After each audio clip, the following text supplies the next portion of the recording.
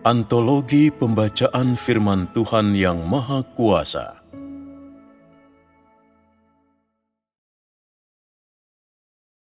Orang yang sungguh-sungguh mengasihi Tuhan adalah mereka yang mampu sepenuhnya tunduk pada kenyataan dirinya.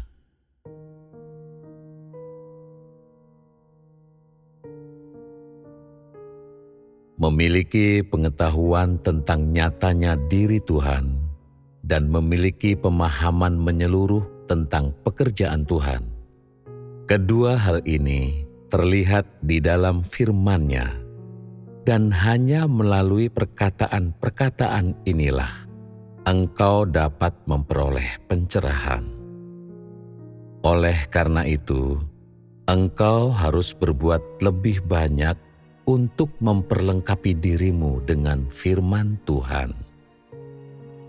Sampaikanlah pemahamanmu perihal firman Tuhan dalam persekutuan, dan dengan cara demikian, engkau dapat mencerahkan orang lain dan memberi kepada mereka jalan keluar. Inilah jalan yang praktis. Sebelum Tuhan mengatur sebuah lingkungan untukmu, setiap orang di antaramu harus terlebih dahulu memperlengkapi diri dengan firman-Nya. Ini adalah sesuatu yang harus dilakukan semua orang. Ini adalah prioritas yang mendesak. Pertama-tama, capailah titik di mana engkau tahu cara makan dan minum firman Tuhan. Untuk apapun yang tak mampu engkau lakukan, tiliklah firman-Nya untuk mencari jalan penerapan. Dan telitilah perkataan-perkataan ini untuk setiap masalah yang tidak engkau pahami atau kesulitan apapun yang mungkin engkau miliki. Jadikan firman Tuhan sebagai perbekalanmu dan biarkan firman Tuhan membantumu mengatasi kesulitan dan masalah praktismu. Juga biarkan firman-Nya menjadi pertolongan dalam hidupmu. Hal-hal ini akan membutuhkan upaya dari pihakmu. Dalam makan dan minum firman Tuhan, engkau harus mencapai hasil. Engkau harus sanggup menenangkan hatimu di hadapan-Nya, dan engkau harus melakukan penerapan sesuai dengan perkataan-Nya setiap kali engkau menghadapi masalah. Kalau engkau belum menemukan masalah apapun, engkau tetap harus memastikan dirimu makan dan minum firman-Nya. Terkadang engkau dapat berdoa dan merenungkan kasih Tuhan. Bersekutu dalam hal pemahamanmu tentang firman-Nya, dan sampaikan tentang pencerahan dan penerangan yang engkau alami dalam dirimu, serta reaksimu ketika membaca perkataan-perkataan ini. Selain itu, engkau dapat memberi kepada orang-orang jalan keluar. Hanya inilah yang nyata.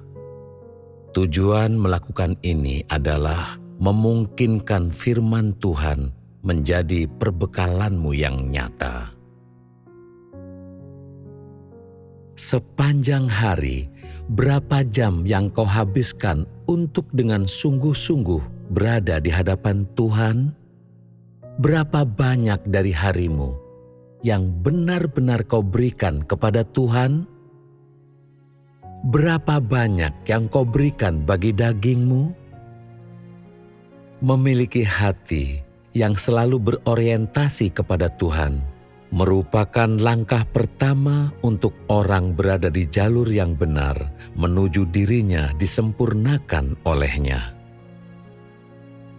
Jika engkau dapat mengabdikan hatimu, tubuhmu, dan segenap kasihmu yang murni kepada Tuhan, menempatkan seluruhnya di hadapan-Nya, taat sepenuhnya kepada-Nya, dan sepenuhnya memperhatikan kehendak-Nya, bukan memperhatikan daging, bukan keluarga, dan bukan hasrat pribadimu sendiri, melainkan memperhatikan kepentingan rumah tangga Tuhan, menjadikan firman Tuhan sebagai prinsip dan fondasi dalam segala hal, maka dengan melakukannya, niatmu dan sudut pandangmu akan berada di tempat yang tepat, dan engkau akan menjadi seseorang di hadapan Tuhan yang menerima pujiannya. Orang yang Tuhan sukai adalah mereka yang bersikap sepenuh hati terhadap-Nya. Mereka adalah orang-orang yang mengabdi hanya kepada-Nya. Orang yang Tuhan benci adalah mereka yang setengah hati dan yang memberontak terhadap-Nya. Ia membenci mereka yang percaya kepada-Nya dan selalu ingin menyenangkan-Nya, tetapi tidak dapat sepenuhnya mengorbankan diri mereka demi Dia. Dia membenci mereka yang berkata bahwa mereka mengasihi-Nya, padahal dalam hatinya memberontak terhadap-Nya.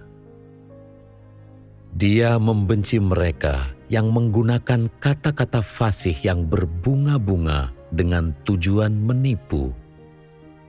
Mereka yang tidak dengan sungguh-sungguh berdedikasi kepada Tuhan, atau yang belum benar-benar tunduk di hadapan-Nya, pada dasarnya adalah pengkhianat dan sangat congkak.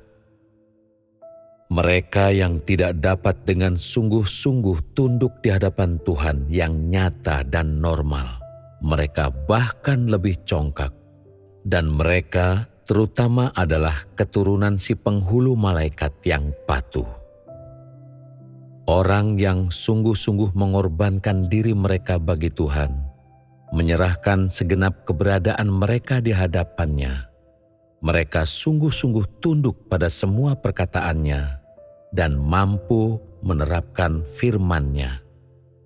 Mereka menjadikan firman Tuhan sebagai fondasi keberadaan mereka dan mampu dengan sungguh-sungguh mencari di dalam firman Tuhan untuk menemukan bagian mana yang harus mereka terapkan. Orang-orang seperti itulah yang benar-benar hidup di hadapan Tuhan. Jika apa yang engkau lakukan bermanfaat bagi hidupmu, dan melalui makan dan minum firman-Nya engkau dapat memenuhi kebutuhan batin dan kekuranganmu, sehingga watak hidupmu berubah, engkau akan memuaskan kehendak Tuhan. Jika engkau bertindak sesuai dengan tuntutan Tuhan, dan jika engkau tidak memuaskan daging, melainkan memuaskan kehendak-Nya, maka dalam hal ini engkau telah masuk ke dalam kenyataan firman-Nya. Ketika membicarakan tentang masuk ke dalam kenyataan firman Tuhan secara lebih nyata, maksudnya adalah engkau mampu melaksanakan tugasmu dan memenuhi tuntutan Tuhan. Hanya tindakan-tindakan praktis semacam inilah yang dapat disebut masuk ke dalam kenyataan firman-Nya. Jika engkau mampu masuk ke dalam kenyataan ini, engkau akan memiliki kebenaran. Inilah awal dari masuk ke dalam kenyataan. Engkau harus terlebih dahulu menjalani latihan ini, dan hanya setelah itulah engkau akan mampu masuk ke dalam kenyataan yang jauh lebih dalam. Pikirkanlah tentang bagaimana mematuhi perintah dan bagaimana setia di hadapan Tuhan. Jangan selalu berpikir tentang kapan engkau akan dapat masuk ke dalam kerajaan. Jika watakmu tidak berubah, apapun yang engkau pikirkan akan sia-sia. Untuk masuk ke dalam kenyataan firman Tuhan, pertama-tama engkau harus sampai pada titik di mana seluruh gagasan dan pemikiranmu adalah untuk Tuhan. Ini adalah kebutuhan yang paling sederhana. Saat ini, ada banyak orang yang berada di tengah-tengah ujian dan tidak memahami pekerjaan Tuhan. Tetapi, kuberitahukan kepadamu, jika engkau tidak memahaminya, sebaiknya engkau tidak menghakimi tentang hal itu. Mungkin suatu hari nanti, kebenaran akan terungkap seluruhnya, dan pada saat itu, engkau akan memahaminya. Tidak menghakimi akan bermanfaat bagimu, tetapi engkau tidak boleh menunggu secara pasif. Engkau harus berusaha untuk masuk secara aktif. Baru setelah itulah, engkau akan menjadi orang yang benar-benar masuk. Karena pemberontakannya, orang-orang selalu mengembangkan gagasan tentang Tuhan yang nyata. Hal ini mengharuskan semua orang untuk belajar bagaimana agar tunduk. Karena Tuhan yang nyata merupakan ujian yang sangat besar bagi umat manusia. Jika engkau tidak mampu berdiri teguh, selesai sudah semuanya. Jika engkau tidak memiliki pemahaman tentang nyatanya Tuhan yang nyata itu, engkau tidak akan dapat disempurnakan oleh Tuhan. Langkah penting yang menentukan apakah orang dapat disempurnakan atau tidak adalah pemahaman mereka tentang nyatanya diri Tuhan. Kenyataan diri Tuhan yang berinkarnasi yang datang ke bumi merupakan ujian bagi setiap dan semua orang. Jika engkau mampu tetap teguh dalam hal ini, engkau akan menjadi seseorang yang mengenal Tuhan, dan engkau akan menjadi seseorang yang benar-benar mengasihi Dia. Jika engkau tidak dapat tetap teguh dalam hal ini, dan jika engkau hanya percaya kepada roh dan tidak mampu percaya pada nyatanya diri Tuhan, maka sehebat apapun imanmu kepada Tuhan tidak ada gunanya. Jika engkau tidak dapat percaya kepada Tuhan yang kelihatan, dapatkah engkau percaya kepada roh Tuhan? Bukankah engkau sedang mencoba membodohi Tuhan? Engkau tidak tunduk di hadapan Tuhan yang terlihat dan nyata. Lantas mampukah engkau tunduk di hadapan roh? Roh tidak kelihatan dan tidak berwujud. Maka ketika engkau berkata bahwa engkau taat pada roh Tuhan, bukankah engkau hanya berkata bohong? Kunci untuk mematuhi perintah ialah memiliki pemahaman tentang Tuhan yang nyata. Begitu engkau telah memiliki pemahaman tentang Tuhan yang nyata, engkau akan mampu mematuhi perintah. Ada dua komponen untuk mematuhi perintah. Komponen pertama adalah berpegang teguh pada esensi rohnya, dan di hadapan roh, mampu menerima pemeriksaan roh. Komponen lainnya adalah mampu memiliki pemahaman yang benar tentang daging inkarnasi dan mencapai ketundukan sejati. Baik di hadapan daging maupun di hadapan roh, orang harus selalu memiliki ketundukan dan rasa hormat kepada Tuhan. Hanya orang semacam ini yang memenuhi syarat untuk disempurnakan. Jika engkau memiliki pemahaman tentang nyatanya Tuhan yang nyata, artinya jika engkau telah berdiri teguh dalam ujian ini, maka tidak akan ada hal lain yang terlalu berat bagimu. Sebagian orang mengatakan, perintah itu mudah dipatuhi. engkau hanya perlu berbicara dengan jujur dan saleh ketika berada di hadapan Tuhan, dan tanpa menggerakkan tangan sedikit pun. Inilah arti mematuhi perintah. Benarkah demikian?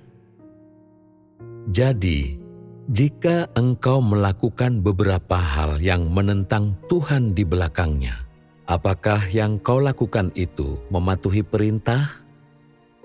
Engkau harus memiliki pemahaman menyeluruh tentang apa yang dimaksud dengan mematuhi perintah. Mematuhi perintah berkaitan dengan apakah engkau memiliki pemahaman yang benar mengenai nyatanya diri Tuhan atau tidak.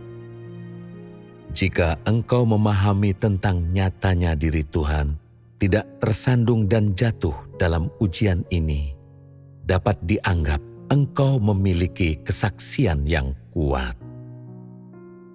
Menjadi kesaksian yang berkumandang bagi Tuhan, terutama berkaitan dengan apakah engkau memiliki pemahaman tentang Tuhan yang nyata atau tidak, dan apakah engkau mampu taat atau tidak di hadapan pribadi ini yang bukan hanya biasa, tetapi juga normal ini, dan bahkan tunduk sampai mati. Jika melalui ketundukan ini, engkau sungguh-sungguh menjadi kesaksian bagi Tuhan, itu berarti engkau telah didapatkan oleh Tuhan. Jika engkau mampu tunduk sampai mati dan di hadapannya, engkau tidak mengeluh, tidak memfitnah, tidak memiliki gagasan sendiri, dan tidak memiliki motif lain, maka dalam hal inilah Tuhan akan memperoleh kemuliaan. Ketundukan di hadapan seseorang yang biasa, yang dipandang rendah oleh manusia, dan mampu tunduk sampai mati tanpa gagasan apapun. Inilah kesaksian yang sejati. Kenyataan yang Tuhan tuntut untuk orang masuki adalah bahwa engkau mampu menaati firman-Nya, mampu melakukan firman-Nya, mampu tunduk di hadapan Tuhan yang nyata dan mengenali kerusakanmu sendiri, mampu membuka hatimu di hadapannya, dan pada akhirnya didapatkan olehnya melalui semua firman-Nya ini. Tuhan memperoleh kemuliaan ketika semua perkataan ini menaklukkan dirimu dan membuatmu sepenuhnya taat kepadanya. Melalui ini, Dia mempermalukan iblis dan menyelesaikan pekerjaannya. Ketika engkau tidak memiliki gagasan apapun tentang nyatanya diri Tuhan yang berinkarnasi, artinya ketika engkau tetap teguh dalam ujian ini, engkau telah memberikan kesaksian yang baik. Jika suatu hari nanti, saat engkau telah paham sepenuhnya tentang Tuhan yang nyata, dan engkau mampu taat sampai mati seperti Petrus, engkau akan didapatkan dan disempurnakan oleh Tuhan. Apapun yang Tuhan lakukan yang tidak sejalan dengan gagasanmu merupakan ujian bagimu. Seandainya pekerjaan Tuhan sejalan dengan gagasanmu, engkau tidak perlu menderita atau dimurnikan. Oleh karena pekerjaannya sedemikian nyata dan juga tidak sejalan dengan gagasanmu, maka engkau dituntut untuk melepaskan gagasanmu. Ini sebabnya hal itu menjadi sebuah ujian bagimu. Oleh karena nyatanya diri Tuhan, semua orang berada di tengah ujian. Pekerjaannya nyata, bukan supernatural. Dengan sepenuhnya memahami firman-Nya yang nyata, perkataannya yang nyata, tanpa gagasan apapun, dan dengan mampu sungguh-sungguh mengasihinya saat pekerjaannya menjadi semakin nyata, engkau akan didapatkan olehnya. Sekelompok orang yang akan Tuhan dapatkan adalah mereka yang mengenal Tuhan, yaitu mereka yang mengenal kenyataan dirinya. Lebih jauh lagi, mereka adalah orang-orang yang mampu tunduk pada pekerjaan Tuhan yang nyata. Selama waktu Tuhan dalam rupa manusia, ketundukan yang Dia tuntut dari manusia bukanlah seperti apa yang manusia bayangkan, yaitu dengan tidak menghakimi atau menentang. Sebaliknya, Dia menuntut orang untuk menggunakan firman-Nya sebagai prinsip untuk kehidupan dan fondasi untuk kelangsungan hidup mereka. Untuk mereka, sepenuhnya menerapkan esensi dari firman-Nya dan sepenuhnya memuaskan kehendak-Nya. Satu aspek diharuskannya orang tunduk kepada Tuhan yang berinkarnasi mengacu pada diterapkannya firman-Nya, dan aspek lainnya mengacu pada kemampuan mereka untuk tunduk pada kenormalan dan kenyataan dirinya. Keduanya merupakan keharusan yang mutlak. Orang-orang yang dapat mencapai kedua aspek ini adalah semua orang yang memiliki hati yang sungguh-sungguh mengasihi Tuhan. Mereka semua adalah orang yang telah Tuhan dapatkan, dan mereka semua mengasihi Tuhan seperti mereka mencintai hidupnya sendiri. Tuhan yang berinkarnasi memiliki kemanusiaan yang normal dan nyata dalam pekerjaannya. Dengan cara inilah, cangkang luar kemanusiaannya yang normal dan nyata itu menjadi ujian yang besar bagi manusia. Itu menjadi kesulitan terbesar mereka. Namun, kenormalan dan kenyataan diri Tuhan tidak dapat dihindari. Dia mencoba segalanya untuk menemukan solusi.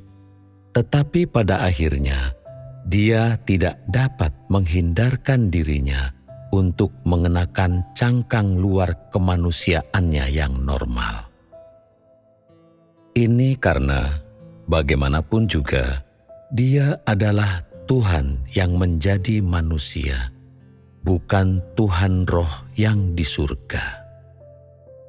Dia bukan Tuhan yang tidak dapat dilihat oleh manusia, melainkan Tuhan yang mengenakan cangkang luar salah satu ciptaan. Dengan demikian, melepaskan dirinya dari cangkang luar kemanusiaannya yang normal sama sekali tidak mudah. Jadi bagaimanapun juga, Dia tetap melakukan pekerjaan yang ingin dilakukannya dari perspektif dagingnya. Pekerjaan ini adalah pengungkapan diri Tuhan yang normal dan nyata. Jadi bagaimana mungkin orang merasa tidak masalah jika mereka tidak tunduk? Apa sesungguhnya yang dapat manusia lakukan mengenai tindakan Tuhan tersebut? Dia melakukan apapun yang ingin dilakukannya, apapun yang disukainya. Itulah yang terjadi. Jika manusia tidak tunduk, lalu rencana lain apa yang bisa mereka miliki? Sampai sejauh ini, hanya ketundukanlah yang dapat menyelamatkan manusia. Tidak seorang pun memiliki ide cemerlang lainnya. Manusia bisa apa jika Tuhan ingin menguji mereka? Namun, semua ini bukan pemikiran oleh Tuhan yang di surga, melainkan pemikiran oleh Tuhan yang berinkarnasi. Dia ingin melakukan ini, maka tak seorang pun mampu mengubahnya. Tuhan yang di surga tidak mencampuri apa yang dilakukan oleh Tuhan yang berinkarnasi. Jadi bukankah ini lebih lagi merupakan alasan mengapa manusia harus tunduk kepadanya? Meskipun dia nyata dan normal, dia sepenuhnya adalah Tuhan yang menjadi manusia. Berdasarkan gagasannya sendiri, dia melakukan apapun yang ingin dia lakukan. Tuhan yang di surga telah menyerahkan semua tugas kepadanya.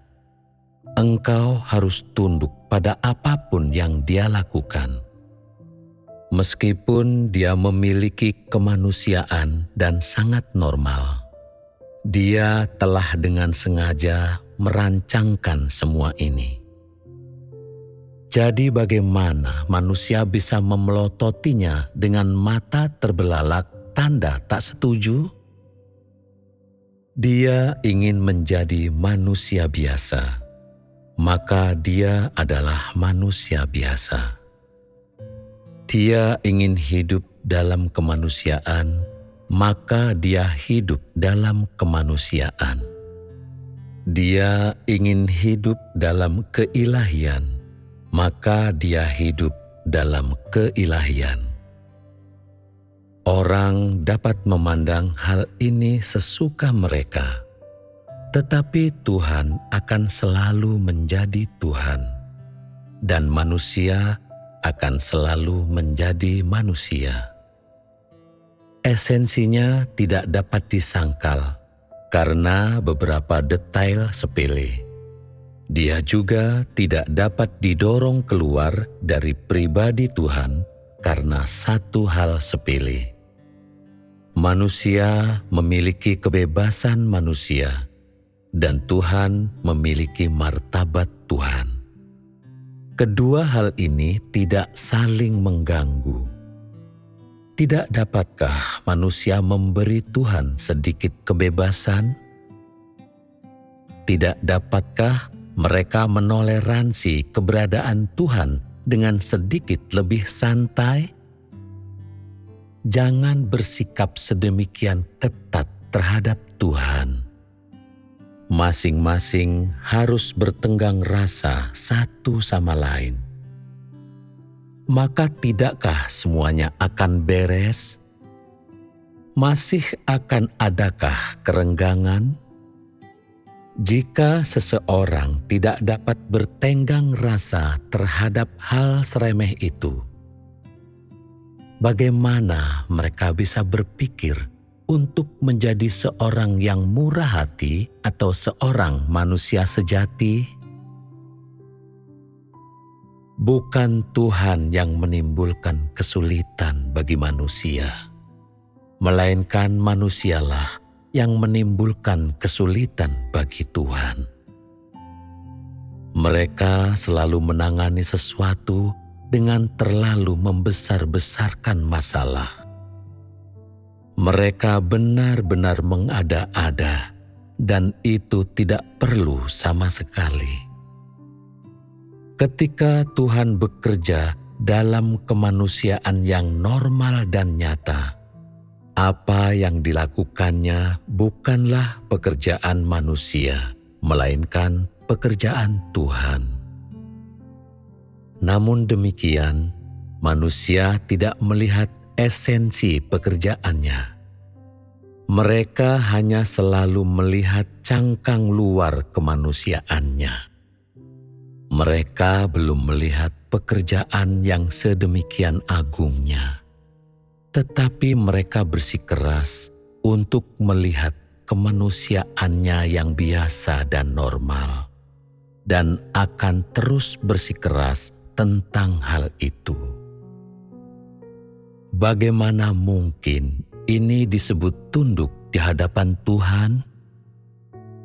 Tuhan yang di surga kini telah menjadi Tuhan yang di bumi, dan Tuhan yang di bumi kini adalah Tuhan yang di surga. Tidak masalah jika penampakan luar mereka sama. Juga tidak masalah seberapa serupanya mereka bekerja. Pada akhirnya, Dia yang melakukan pekerjaan Tuhan sendiri adalah Tuhan itu sendiri. Engkau harus tunduk, baik engkau menginginkannya atau tidak. Ini bukan perkara di mana engkau punya pilihan. Tuhan harus ditaati oleh manusia, dan manusia harus sepenuhnya tunduk kepada Tuhan tanpa sedikit pun kepura-puraan. Sekelompok orang yang ingin didapatkan oleh Tuhan yang berinkarnasi sekarang ini adalah mereka yang sesuai dengan kehendak-Nya. Mereka hanya perlu tunduk pada pekerjaannya dan berhenti selalu menyibukkan pikiran mereka dengan gagasan tentang Tuhan yang di surga, hidup dalam ketidakjelasan, dan mempersulit keadaan bagi Tuhan dalam rupa manusia. Mereka yang mampu menaatinya adalah mereka yang benar-benar mendengarkan firman-Nya dan tunduk pada rancangan-Nya.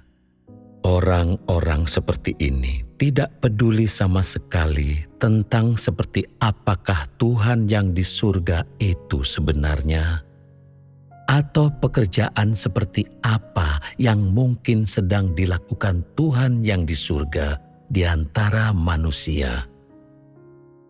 Mereka sepenuhnya mempersembahkan hati mereka kepada Tuhan yang di bumi dan menempatkan seluruh keberadaannya di hadapan-Nya. Mereka tidak pernah mempertimbangkan keselamatan mereka sendiri. Mereka juga tidak pernah mempersoalkan kenormalan dan kenyataan diri Tuhan dalam rupa manusia. Mereka yang tunduk kepada Tuhan dalam rupa manusia dapat disempurnakan oleh-Nya. Mereka yang percaya kepada Tuhan yang di surga tidak akan memperoleh apa-apa. Ini karena bukan Tuhan yang di surga, melainkan Tuhan yang di bumi yang mengaruniakan janji dan berkat kepada manusia. Manusia tidak seharusnya selalu mengagungkan Tuhan yang di surga sembari memandang Tuhan yang di bumi sekadar orang biasa. Ini tidak adil. Tuhan yang di surga agung dan luar biasa dengan hikmat yang luar biasa. Tetapi hal ini tidak ada sama sekali. Tuhan yang di bumi sangat rata-rata dan tidak signifikan, dan juga sangat normal. Dia tidak memiliki pikiran yang luar biasa atau melakukan tindakan yang meluluh lantakkan bumi. Dia hanya bekerja dan berfirman dengan cara yang sangat normal dan nyata. Kendati dia tidak berbicara lewat guntur atau mendatangkan angin dan hujan, dia sungguh merupakan inkarnasi Tuhan yang di surga, dan dia sungguh merupakan Tuhan yang hidup di antara manusia. Orang tidak boleh mengagung-agungkan pribadi yang mampu mereka pahami dan yang sesuai dengan imajinasinya sendiri sebagai Tuhan. Sementara memandang pribadi yang tidak bisa mereka terima dan yang sama sekali tidak terbayangkan oleh mereka sebagai pribadi yang hina. Semua ini berasal dari pemberontakan manusia. Semua ini adalah sumber penentangan manusia terhadap Tuhan.